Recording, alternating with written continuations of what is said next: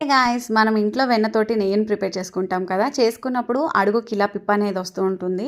దాన్ని మీరేం చేస్తారు? నేనైతే ఒకప్పుడు పడేసేదాన్ని. ఈ మధ్య స్వీట్ని అయితే చేస్తున్నాను. ఆ స్వీట్ టేస్ట్ చూశాక అరే ఇన్ని రోజులు ఎందుకు వేస్ట్గా పడేసానా అనిపించింది. మీరు కూడా అలా వేస్ట్గా పడేస్తుంటే ఇంకా ఆపేసి ఈ విధంగా ట్రై చేయండి. మనం నెయ్యి కాచుకున్న గిన్నెలోకి ఆ పిప్పుకు తగ్గట్టు ఒక 3 లేదా 4 టేబుల్ స్పూన్ బెల్లం కానీ షుగర్ని కానీ వేసుకోండి. అది కొంచెం కరిగాక ఒక 2 ఇలాచి అలానే ఒక 4 టేబుల్ స్పూన్ పాలను వేసుకుని కాస్త దగ్గరికి అయ్యే వరకు ఇలా చేసుకోవాలి.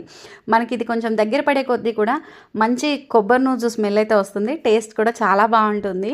ఒక ప్లేట్కి కొంచెం నెయ్యి అప్లై చేసేసుకొని మనం ప్రిపేర్ చేసుకున్నంత కూడా ఆ ప్లేట్లో వేసేసుకొని మీకు నచ్చితే దానిపైన కొన్ని ఏమైనా డ్రై ఫ్రూట్స్ని యాడ్ చేసుకొని మీకు నచ్చిన షేప్స్లో వాటిని కట్ చేసేసుకొని ఒక్క 15 నిమిషాలు పక్కన పెట్టేశారంటే అది పూర్తిగా చల్లారిపోయి ఇలా మనకి చిక్కీస్ అనేవి అయితే ప్రిపేర్ అయిపోతాయి. చాలా టేస్టీగా ఉంటుంది. తప్పకుండా ఒకసారి ట్రై చేయండి. దీంతో మీరేమైనా స్పెషల్స్ చేస్తే కామెంట్